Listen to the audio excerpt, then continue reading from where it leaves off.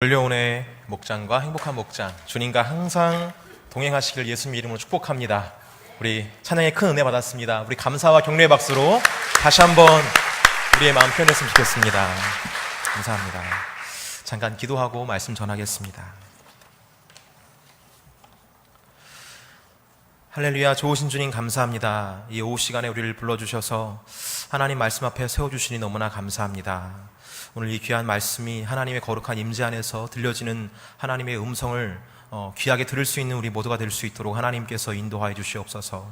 우리 저마다 하나님께서 필요하신 그 말씀이 있는데 그 음성을 듣고 그 말씀을 양식으로 삼아 살아갈 수 있는 우리 될 수 있도록 하나님께서 인도하여 주시고, 하나님 말씀은 활력이 있고 생력이 있는 하나님 능력의 말씀인 줄 믿사오니 우리의 정말로 필요 없는 그런 껍데기 같은 것들을 다 제거해 주시고 새로운 것들을 창조하여 주시사 하나님 우리가 더욱더 성숙하고 성화된 모습으로 나아갈 수 있도록 하나님께서 내 은혜를 더하여 주시옵소서. 간절히 바라기는 여기에 모인 모든 성도들 한 사람 한 사람 모두가 주님 만나고 돌아갈 수 있도록 하나님께서 인도하여 주시고, 하나님을 붙잡고 나아갈 수 있는 오늘 귀한 시간 될 수 있도록 인도하셔서 이 자리부터 하나님과 동행하는 깊은 은혜가 있을 수 있도록 주께서 은혜의 은혜를 더하여 주시옵소서. 감사하며 축복하며 우리를 죄와 사망에서 구속하신 예수님의 이름으로 간절히 기도 올립니다. 아멘. 할렐루야. 하나님의 은혜가 여러분들과 함께하기를 예수님의 이름으로 축복합니다. 오늘 성숙한 성도 그리고 그 성숙한 성도는 어떤 삶을 살아가는지에 대해서 여러분들과 함께 이야기를 좀 나누고 싶습니다. 성숙한 성도는 여러분 어떤 삶을 살아갈까요? 성숙한 성도. 지혜책 잠언에서는 우리에게 이런 교훈을 이야기를 하고 있습니다. 잠언 3장 6절 말씀에 이런 말씀이 있어요. 한번 좀 띄워주시겠습니까? 우리 같이 잠언 3장 6절 말씀 읽어보면서 성숙한 성도의 자세에 대해서 한번 보겠습니다. 읽어보겠습니다. 시작. 너는 범사에 그를 인정하라. 그리하면 내 길을 지도하시리라. 아멘.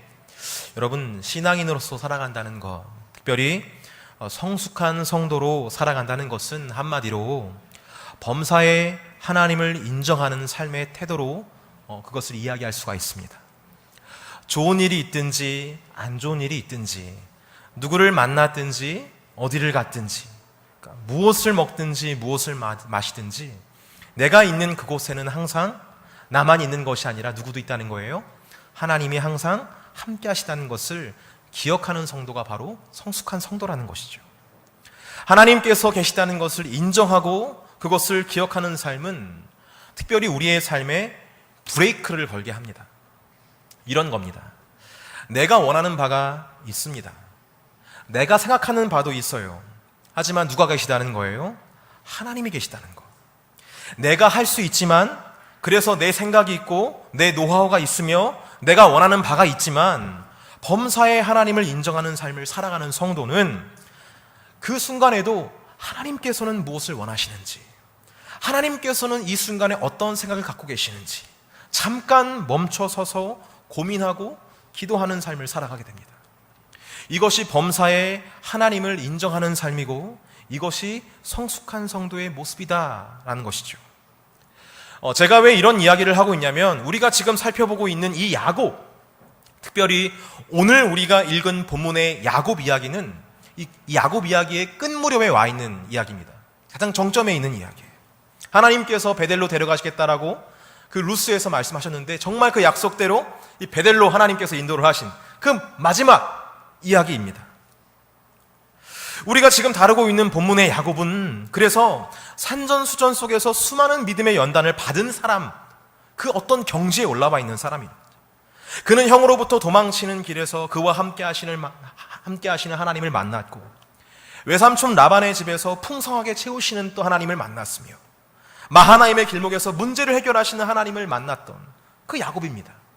인생의 순간순간 속에서 그와 함께 하시며 문제를 해결하시고 또 그를 일으켜 세우시는 하나님을 참 많이 만났던 야곱이 바로 오늘 본문의 야곱이라는 거예요. 그런데 그렇게 많은 은혜의 경험을 했으면 좀 성숙해져야 하는데, 다시 말해서 범사에 하나님을 인정함으로 무슨 일이 있든 하나님께 감사하고 어떤 일이든 먼저 하나님의 뜻을 좀 묻는 그런 멋진 삶을 살아내야 하는데 별반 나아지는 모습을 볼 수가 없다는 것이 큰 문제입니다. 하나님을 그렇게 만났어도 여전히 야곱은 옛 모습을 간직한 채 성숙한 성도의 모습을 보이지 못하고 있는 것을 우리는 보게 돼요. 자, 한번 구체적으로 살펴볼게요. 에서를 만난 시점부터 살펴보겠습니다. 에서를 만난 시점이 언제입니까? 하나님과 씨름해서 이긴 때, 그래서 이스라엘이라는 이름을 받았을 때, 그때 아니겠습니까? 그렇게 그의 이름이 바뀌었고 새로운 모습을 좀 보여야지 좀 마땅한 것인데, 하지만 그는 이전과 별반 달라진 것을 볼 수가 없어요. 창세기 33장 9절에서 10절 말씀을 한번 좀 볼게요. 같이 좀 읽어보겠습니다. 읽겠습니다. 시작. 에서가 이르되 내 동생아 내게 있는 것이 족하니 내 소유는 내게 두라. 야곱이 이르되 그렇지 아니하니이다. 내가 형님의 눈앞에서 은혜를 입었사오면 청하건대 내 손으로 이 예물을 받으소서. 내가 형님의 얼굴을 배운즉 하나님의 얼굴을 본 것 같사오며 형님도 나를 기뻐하시니이다. 그냥 읽으면 그냥 은혜로운 이야기 같죠. 한번 제가 볼게요. 하나. 에서가 말합니다. 동생아, 나는 내게 지금 있는 것으로 족하다라고 말을 하고 있어요. 9절에 보니까 에서가 이르되 내 동생아 내게 있는 것으로 것이 족하니 내 소유는 내게 두라. 이 말에는 이런 의미가 담겨 있는 겁니다. 동생아, 나는 네가 축복권과 장자권을 가져가서 내가 망할 줄 알았다. 그래서 너를 죽이고 싶었어. 그런데 시간이 지나서 보니까 내가 망하지 않더라. 하나님께서 나에게도 은혜를 주셨어. 하나님의 은혜 안에서 나도 가질 만큼 갖게 되었다는 것이지. 그런 걸 보니까 내가 너를 괜히 미워했던 것 같다. 미안하다 동생아. 그러니 이런 거 줄 필요 없다. 나도 참 많으니까, 나도 하나님께 복 많이 받았으니까 미안해할 거 없다 동생아. 지금 이렇게 이야기하고 있는 거예요. 내게 있는 것으로 족하니 라는 에서의 말에는 이런 의미가 내포되어 있는 겁니다. 다시 말해 하나님께서 에서와 야곱 사이를 어떻게 화목하게 하셨냐면 에서에게도 풍족한 재산을 주시는 방법으로 그 관계를 화목하게 하신 거예요. 그러니까 에서의 그 미워하는 마음도 자연스럽게 풀린 것입니다. 이것이 야곱의 문제를 해결해 주신 하나님의 섭리였어요. 그런데 야곱이 지금 하고 있는 짓을 보세요. 내 손에서 이 예물을 받으소서라고 받으라고 이야기를 하고 있어요. 강요를 하고 있는 거예요. 한마디로 무슨 말입니까? 당신의 변한 모습 나 못 믿겠다 이거거든요. 야곱은 형의 얼굴이 평온하고 기쁨이 있다는 것을 알았습니다. 하지만 그는 온전히 형을 믿지 못했어요. 다시 말해 하나님께서 형에게 은혜를 베푸신 것을 전적으로는 신뢰하지 못했다는 거예요. 뭔가 다른 일이 일어날 수도 있겠다라는 그런 불안감을 가지고 있는 것을 볼 수 있습니다. 그래서 확실하게 하고 싶어서 지금 예물을 받으라고 지금 강요를 하고 있는 거예요. 이 형을 믿지 못하는, 다시 말해 하나님의 섭리를 신뢰하지 못했던 야곱은 또 이런 모습도 보이게 됩니다. 창세기 33장 12절과 14절 말씀 한번 읽어볼게요. 같이 읽겠습니다. 시작. 에서가 이르되 우리가 떠나자 내가 너와 동행하리라. 청하건대 내 주는 종보다 앞서가소서. 나는 앞에 있는 자식들의 걸음대로 천천히 인도하여 세일로 가서 내 주께 가리이다. 자, 이게 무슨 말이냐면 형 에서가 이렇게 얘기하는 거예요. 동생아, 나 너와 함께 하고 싶다. 나랑 함께 가자. 그러니까 형 에서는요, 동생과 그 용서와 화의 기쁨을 계속 누리고 싶었던 거예요. 그 지난 몇 년 동안 얼마나 많이 서로 미워했고 마음 졸이며 살았습니까? 그 회포를 지금 풀고 싶은 겁니다. 지난 가을을 천천히 그렇게 풀고 싶었던 거예요. 그래서 동생과 함께 가자고 지금 청하고 있습니다. 에서가요. 그런데 야곱은 어떻게 하고 있습니까? 형과 함께 가려고 하지 않습니다. 아마 야곱은 형의 집으로 가는 것이 적진으로 들어가는 것이다 라고 생각했던 것 같아요. 그래서 내 자녀들이 아직 어려서 빨리 걷지 못하니 천천히 가겠습니다. 형님이 계시는 세일로 가겠습니다 라고 애써 둘러쳐요. 그러자 에서가 그 말을 듣고 이런 제안을 합니다. 창세기 33장 15절에서 17절까지의 말씀을 같이 좀 읽겠습니다. 시작. 에서가 이르되 내가 내 종 몇 사람을 내게 머물게 하리라. 야곱이 이르되 어찌하여 그리하리나이까. 나로 내 주께 은혜를 얻게 하소서 하매 이날에 에서는 세일로 돌아가고 야곱은 숫곳에 이르러 자기를 위하여 집을 짓고 그의 가축을 위하여 우릿간을 지었으므로 그 땅 이름을 숫곳이라. 에서가 말합니다. 그러면 너와 내 가족을 인도할 내 사람들을 좀 붙이마. 그들이 너희를 보호하고 너희를 인도할 거다. 그런데 야곱은 그것마저 거절하는 거예요. 한마디로 뭡니까? 갇히기 싫은 겁니다. 그래서 형은 자신의 소유가 있는 세일로 갑니다. 그리고 야곱은 어디로 갑니까? 숫곳으로 가요. 뭐 베델을 기억해서 베델로 간 것도 아니었어요. 베델로 다시 돌아가려고 했던 것도 아니고 숫곳으로, 엉뚱한 곳으로 갑니다. 형이 있는 곳과 멀어진 곳으로 갑니다. 예나 지금이나 똑같아요. 속이는 방법으로 형을 따돌립니다. 물론 이것이 형을 해하는 것은 아니었죠. 하지만 그는 예전과 같은 수법인 속이는 방법으로 형을 따돌렸고 자신의 안전을 스스로 만들어가는 것을 보게 됩니다. 뿐만 아니라 야곱은 아주 비열한 모습을 보이게 됩니다. 여러분, 개인적으로 이 부분을 제가 묵상을 하면서 너무 화가 나더라고요. 화가 막 나가지고 막 진짜 이런 인간이 다 있나 이런 생각이 들었어요. 여러분 좀 긴장을 하시고 진정하시고 잘 한번 들어보세요. 창세기 34장 5절 말씀인데, 야곱의 하나밖에 없는 딸 디나가 세겜에서 겁탈을 당합니다. 여러분, 저번에 제가 그 이야기를 다뤘었죠. 여러분이 야곱이라면 한번 생각해 보세요. 여러분의 하나밖에 없는 딸이 있습니다. 근데 그 딸이 엄한 사람한테 겁탈을 당한 거예요. 그럼 여러분 어떻게 하시겠습니까? 어떻게 하시겠어요? 그 상상에 맡기겠습니다. 여러분 아마 그렇게 하실 거예요. 정말. 걔만 어떻게 이거 이 자식을 어떻게 할까? 내가 죽일 거야, 살릴 거야 막 이러면서 그러니까 화를 내거나 아니면 어떤 뭐 조건을 달아가지고 이거를 막 벌을 막 쳐야 되잖아요. 저만 그렇습니까? 저는 그럴 것 같아요. 막 제 딸이 없지만 제 딸이 만약 그러면 막 욕이 나오면서 막 이걸 살려 막 이럴 것 같아요. 근데 야곱은 그런 모습 보이지 않아요. 아주 성경은 꼬집어서 이렇게 얘기합니다. 창세기 34장 5절 말씀 같이 읽어볼게요. 같이 읽겠습니다. 시작. 야곱이 그 딸 디나를 그가 더럽혔다 함을 들었으나 자기의 아들들이 들에서 목축함으로 그들이 돌아오기까지 잠잠하였고, 적극적으로 뭔가를 행하지 않습니다. 잠잠했대요. 축축하건대 디나는 자신이 사랑했던 라헬의 자녀가 아니었습니다. 누구의 자녀였냐면은 레아의 딸이었어요.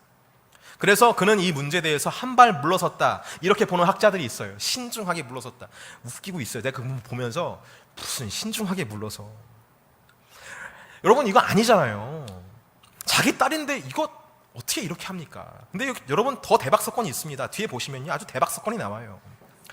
여러분도 아시다시피 야곱의 아들들이 와가지고 계략을 꾸밉니다. 그렇죠? 그런데 철저하게 아들들끼리만 꾸며요, 이 계략을.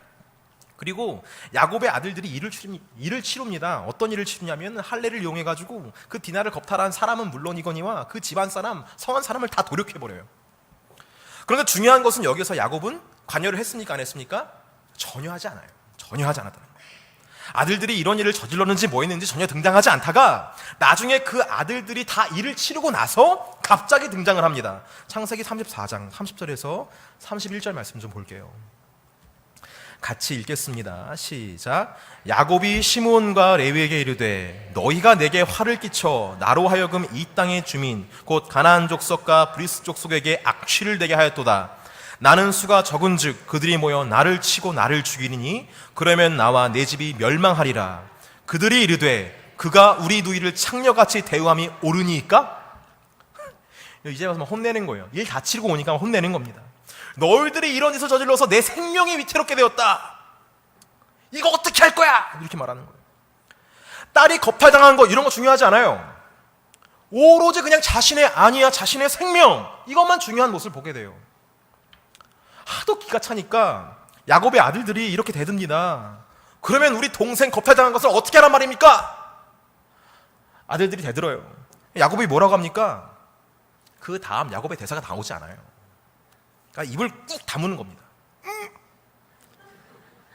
할 말 없잖아요. 아버지로서 한 게 아무것도 없잖아요. 어떻게 이럽니까? 여러분, 하나님 만났다면서요. 은혜 받았다면서요. 하나님과의 씨름에서 이겼다면서요. 그런데 어떻게 그의 신앙과 인격은 왜 이렇습니까? 왜 여전히 그는 변하지 않는 것일까요? 여러분, 이것은 비단 야곱의 문제만이 아닐 거예요. 우리에게도 이런 신앙의 딜레마가 있습니다. 나는 분명 하나님을 만났는데 여전히 변하지 않는 우리의 그런 악한 습성 같은 것이 있어요. 분명 나는 말씀을 듣고 은혜를 받아서 머리로는 알고 있는데 나의 삶은 여전히 제자리 걸음일 때가 있습니다. 같은 문제로 넘어지고 또 넘어지고 해결된 것 같아 보이는데 또 넘어지고 또 깨져 있고, 그래서 이 아픔을 딛고 일어서려고 기도하고 은혜 받으러 나아가려고 하지만 우리를 주저하게 하는 것이 무엇입니까? 이렇게 또 은혜를 받아도 또 넘어질 수 있으니까, 이렇게 일어선 후에 또 넘어질까봐 참 그런 반복되는 사이클이 우리를 두렵게 하는 거예요. 우리를 두렵게 하는 것은 은혜를 받고 넘어지는 순간 어떤 목소리가 들린다는 거죠. 이런 내용의 목소리를 들으셨을 거예요. 거봐, 너 또 넘어졌잖아. 네가 은혜를 받은 거냐? 하나님을 만난 거냐? 변화라는 게, 성화라는 게 과연 있기나 한 거냐? 혹시 네가 만난 하나님, 네가 체험한 은혜 가짜가 아니냐? 이런 생각까지 들게 만드는 그 은혜 받은 후에 넘어짐, 그 우리의 딜레마가 참 무섭다는 거예요. 근데 여러분, 우리는 이 딜레마를 이상하게 여겨서는 안 됩니다. 야곱만 그렇습니까? 여러분, 성경을 찬찬히 한번 보세요. 아브라함은 어떻습니까? 아브라함, 성경 잘 읽어보세요. 아브라함이 몇 번 자기 아내를 팔아먹었는지, 언제 팔아먹었는지 보세요. 언제 팔아먹었는지 보세요. 언제 팔아. 베드로 보세요. 말만 잘하지 그가 한 행동이 어땠습니까? 바울은 어떻습니까? 바나바는 어떻습니까? 엘리야는 어떻습니까? 모든 성경의 인물들은 완전한 사람들이 아니었어요. 모두가 다 은혜 받은 후 실수도 하고 넘어짐을 경험하기도 합니다. 물론 여러분, 범사에 하나님을 인정하는 성숙한 성도의 모습, 그 모습을 향해 나아가는 것 정말 중요합니다. 물론 그렇죠. 근데 여러분, 그 성숙한 모습이 되는 것도 중요하지만 그 전에 성숙한 모습으로 나아가는 방법이 더 중요합니다. 예를 들어 볼까요? 바다를 건너가기 위해서는 훌륭한 배가 있어야 합니다.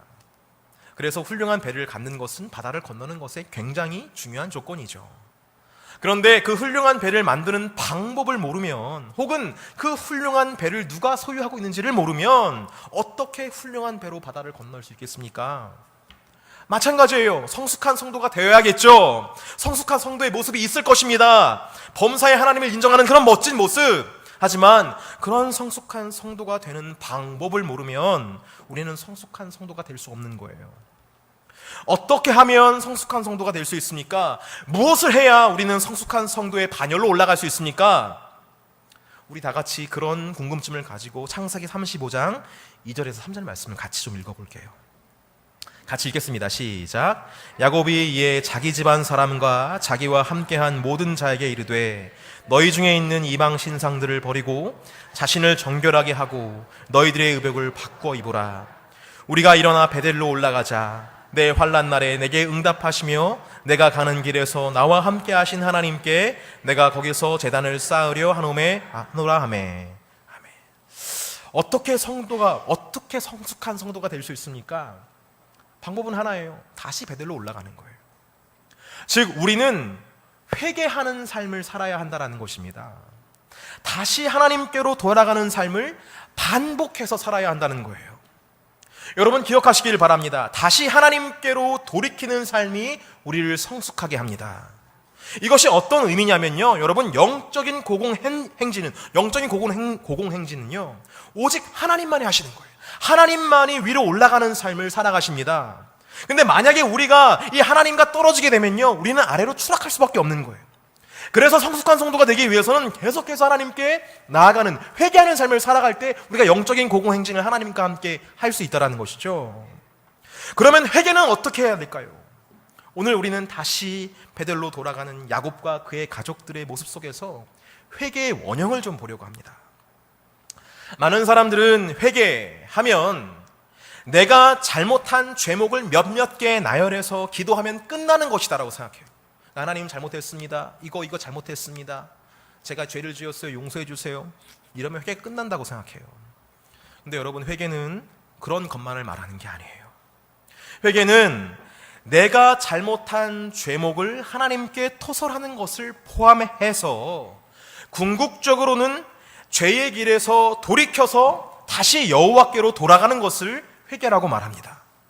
회개는 세상을 바라보던 시선을 거두고 십자가를 바라보는 시선을 말하는 것이고, 회개는 죄악으로 향하던 우리의 발걸음을 돌이켜 의의 길로 되돌아오는 것을 회개라고 말하는 거예요. 그것이 바로 회개예요.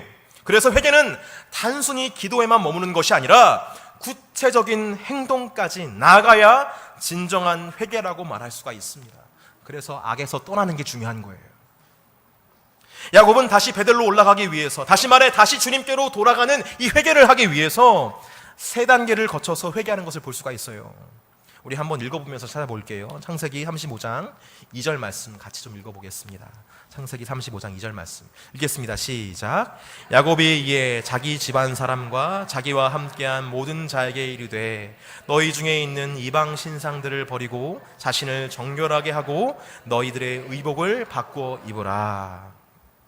저는 방금 읽은 본문에서 야곱의 회개의 세 가지 단계를 묵상하게 됐어요.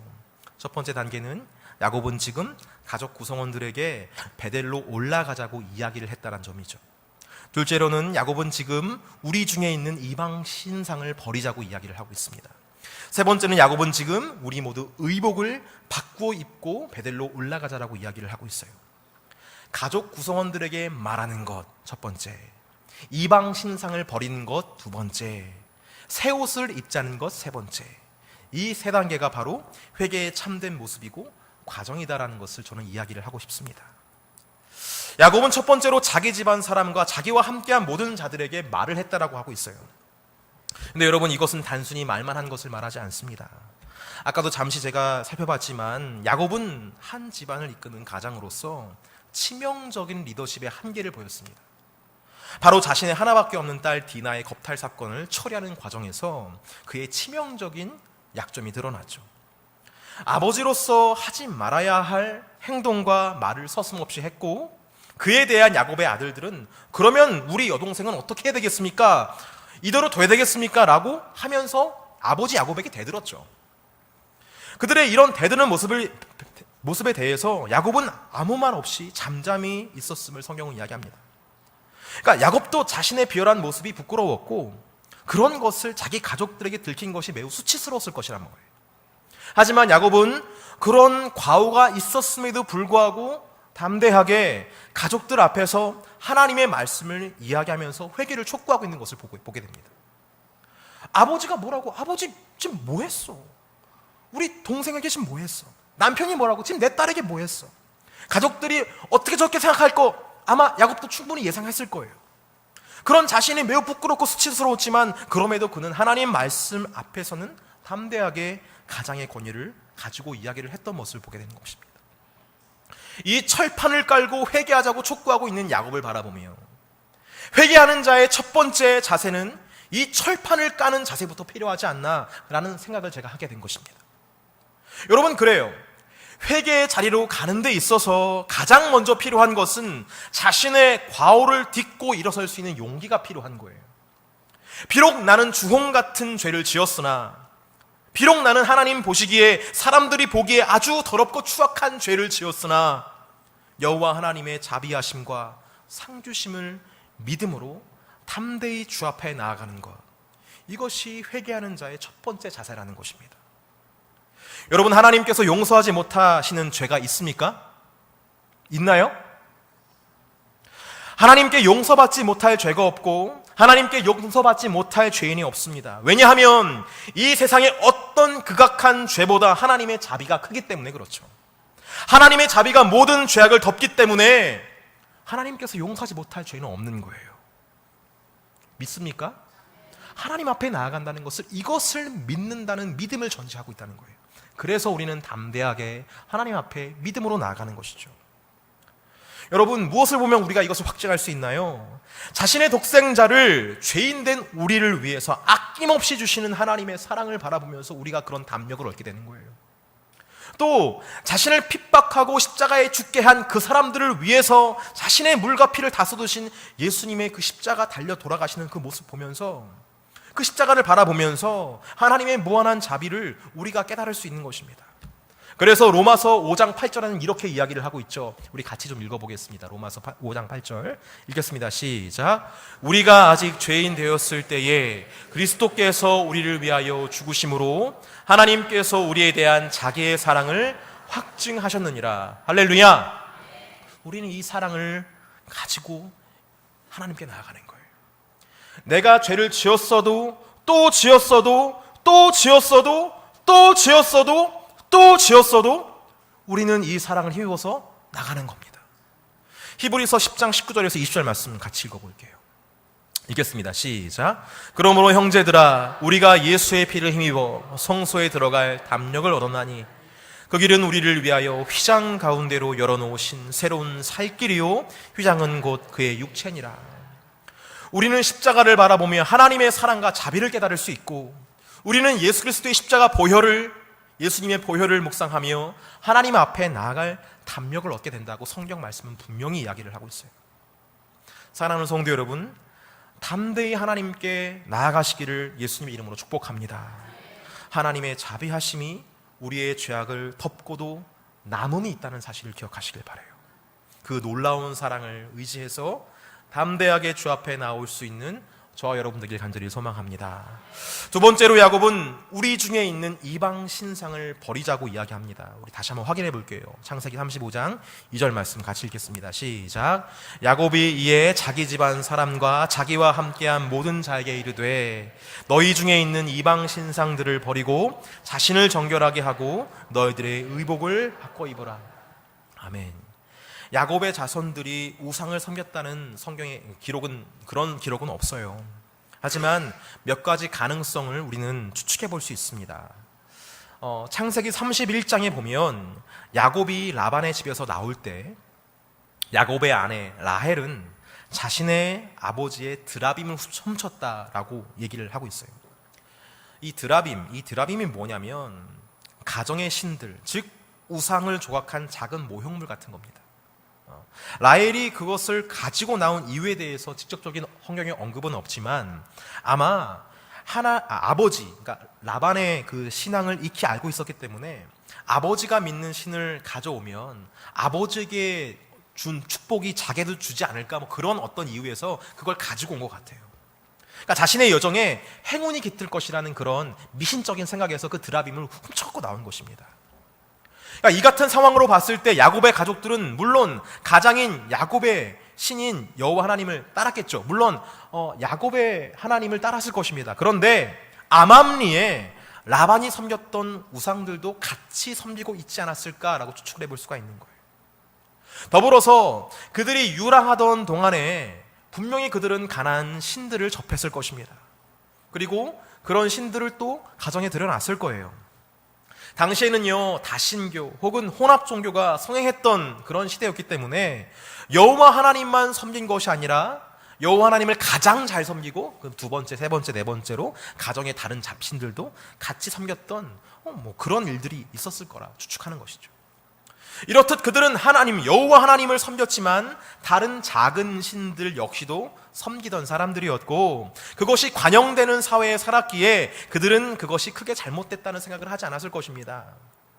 하지만 야곱은 지금 이야기하는 거예요. 우리가 알게 모르게 섬겼던 그 모든 우상들이 있다면 다 버려두자. 다 버려두자. 다 털어버리자. 그리고 오직 여호와 하나님만을 섬기자라고 지금 이야기를 하고 있는 것입니다. 그러니까 비유적으로 표현하자면 온몸에 알게 모르게 덮여있던 뽀얀 먼지를 털어버리는 그 작업을 지금 야곱이 주도하고 있는 것입니다. 여러분, 성경에 보면 하나님께서는 오직 여호와 하나님만을 섬기기를 원하고 계세요. 우리 신명기 6장 4절에서 5절 말씀을 한번 보도록 하겠습니다. 읽겠습니다. 시작. 이스라엘아 들으라. 우리 하나님 여호와는 오직 유일한 여호와시니 너는 마음을 다하고 뜻을 다하고 힘을 다하여 내 하나님 여호와를 사랑하라. 하지만 여러분, 우리는 여호와 하나님만을 사랑하지 못하고 또 섬기지도 못하고 다른 것들을 의지할 때도 사실 있습니다. 어떤 분은 이렇게 말씀하실 거예요. 아니요, 목사님, 저는 그렇지 않습니다. 저는요, 저희 집안은요, 하나님 한 분만을 섬기고 있습니다. 저희 가정은 대대로 그렇게 하나님만을 섬겼던 집안으로 집안에 우상 같은 건 없습니다. 근데 여러분, 꼭 불상을 집에 모시고 있어야 또 그 불상 앞에 절을 해야 우상 숭배하는 것이 아니라는 사실을 성경은 이야기를 하고 있어요. 성경은 우상 숭배에 대해서 이렇게 정의를 하고 있습니다. 골로새서 3장 5절 말씀 같이 읽어볼게요. 같이 읽겠습니다. 시작. 그러므로 땅에 있는 지체를 죽이라. 곧 음란과 부정과 사욕과 악한 정욕과 탐심이니 탐심은 우상 숭배니라. 여러분, 우상 숭배는 어떤 보형물을 가지고 그걸 절하는 것만을 이야기하는 게 아니라 뭐예요? 탐심이 곧 우상 숭배다라고 성경은 정확하게 정의를 내리고 있어요. 우리가 하나님 외에 다른 것을 탐하려고 하는 마음이 있으면 그것이 우상 숭배라는 것입니다. 이 말씀을 거울 삼아서 우리 자신을 돌이켜보면 얼마나 많은 우상 숭배를 우리가 하고 있는지 모릅니다. 성도 여러분, 회개는 내 안에 나도 모르게 세워진 우상들을 척결하는 과정이 포함되어 있다는 사실을 기억해야 합니다. 내 안에 어떤 탐심이 있는지, 어떤 우상의 단들이 세워졌는지 우리는 철저히 돌아보며 우상을 섬기는 단들을 다 척결을 해야 돼요. 근데 중요한 것은 우리 자신은 잘 모른다는 것이죠. 다시 말해서 우리는 우리 자신 스스로가 얼마나 망가져 있는지, 우리 안에 얼마나 많은 단들이 세워져 있는지 우리는 잘 알지 못해요. 왜냐하면 그것은 바로 나이기 때문에 그래요. 다른 사람은 잘 봅니다. 저 사람은 저런 욕심이 있고 저런 문제가 있고 지적은 참 잘하죠. 근데 나 자신은 잘 보지 못해요.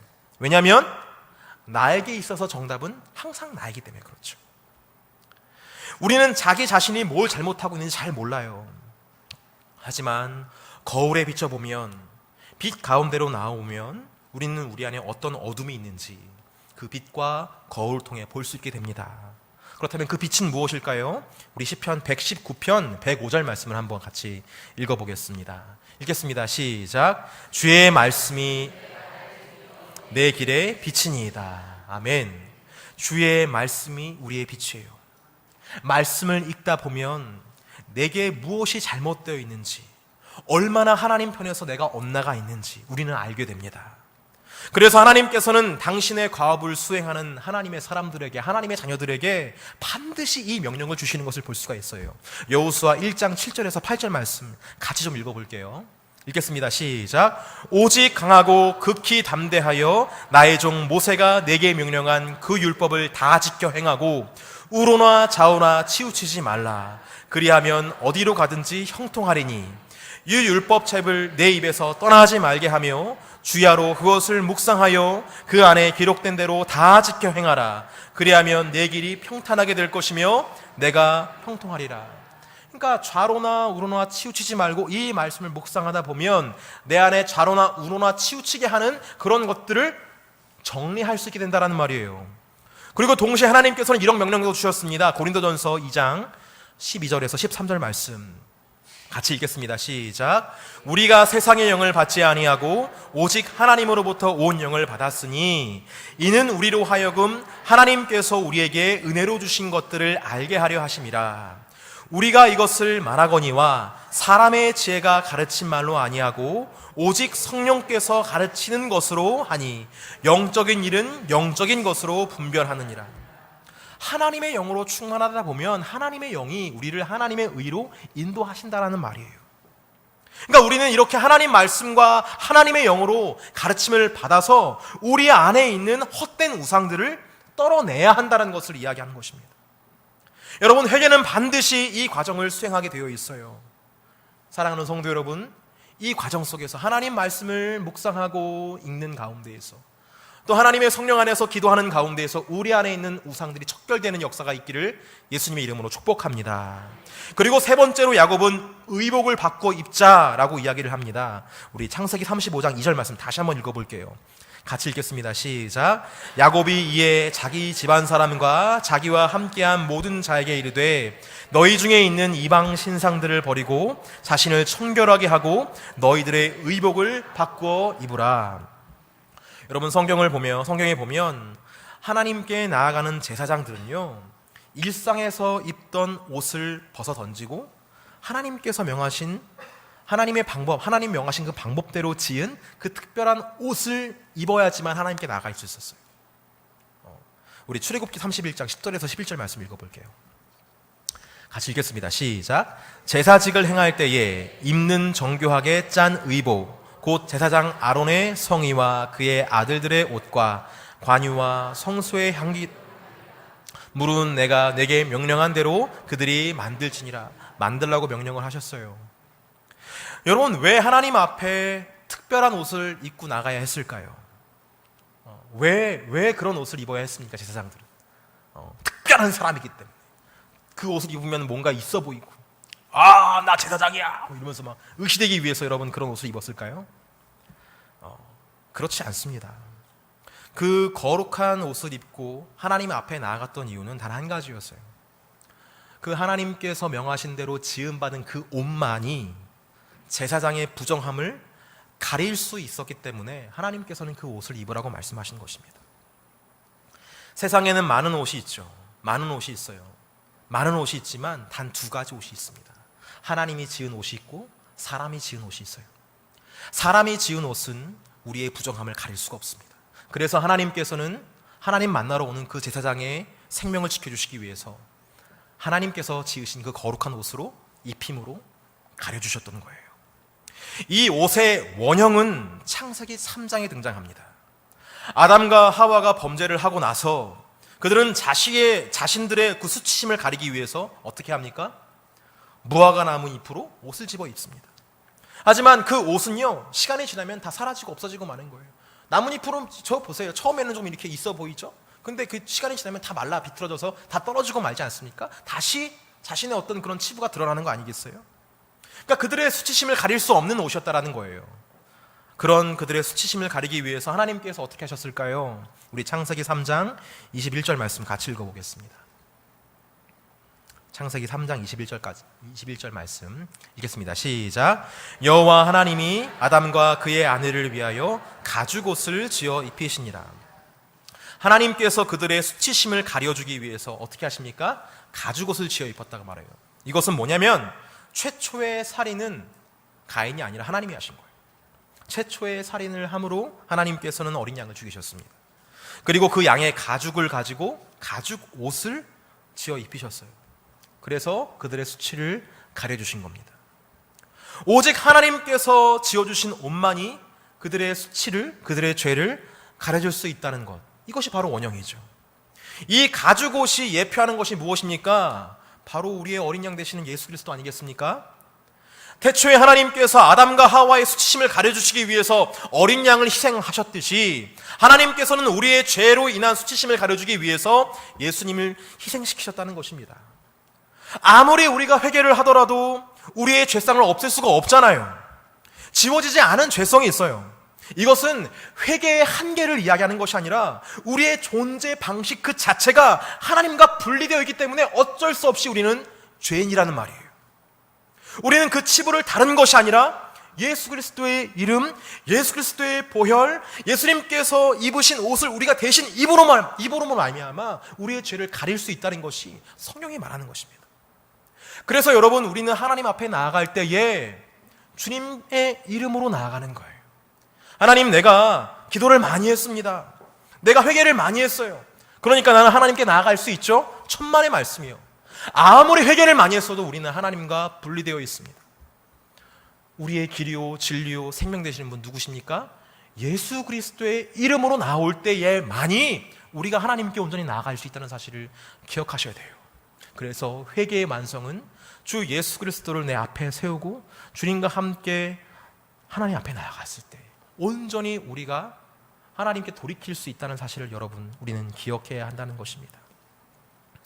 여러분, 우리가 회개는 이렇게 하는 거예요. 처음에는 용기를 내서 하나님 앞에 돌아가겠다고, 아무리 내가 잘못된 길을 걸어갔어도 내가 다시 주님께로 돌아갈 그런 담력을 가지고 나아가는 것, 첫 번째 단계. 그리고 동시에 내 안에 쌓여있던 먼지와 같은 죄를 다 털어버리는 것, 이것이 두 번째 단계. 그리고 내 이름으로, 내 노력으로 나아가는 것이 아니라 예수 그리스도의 이름을 의지해서 겸손하게 주님과 함께 걸어가는 것, 그것이 바로 회개하는 자의 모습인 줄 여러분 기억하시기를 바랍니다. 여러분, 제가 앞서서 성숙한 성도의 삶에 대해서 여러분께 이야기를 했는데 그 성숙한 삶의 모습이 어떤 모습이라 했습니까? 범사에 하나님을 인정하는 삶, 그것이 성숙한 성도의 모습이라고 말씀드렸어요. 하지만 우리는 범사에 하나님을 인정하기보다 범사에 내가 왕이 되려고 하고 있죠. 내 멋대로 살아가려고 하고 있습니다. 우리는 이것을 거스를 수 있어야 하는데 거스를 수가 없어요. 계속해서 무너집니다. 범사의 왕이 되어 살아가고 싶어하는 그런 습성이 있어요. 하지만 그럴지라도, 그렇게 넘어질지라도 우리가 그것을 극복할 수 있는 것은 단 한 가지입니다. 다시 주님께로 돌아오는 삶, 다시 나의 왕관을 내려놓는 삶, 계속해서 그것을 내려놓는 삶을 살아갈 때에 우리가 주님과 함께 고공행진을 할 수가 있는 것입니다. 사랑하는 성도 여러분, 어떤 죄를 짓더라도, 어떤 일이 있더라도 범사에 주님을 인정하시고 범사에 주님을 왕으로 모실 수 있는 저와 여러분들을 간절히 소망합니다. 그렇게 주님께 돌아오는, 다시 베델로 올라가는 저와 여러분 되기를 간절히 소망합니다. 우리 그 기쁜 길에 대해서 함께 찬양했으면 좋겠습니다. 주의 친절한 팔에 앉으세. 함께 우리 찬양하면서 박수 치면서 주님의 팔에 우리 다시 한번 거해봅시다.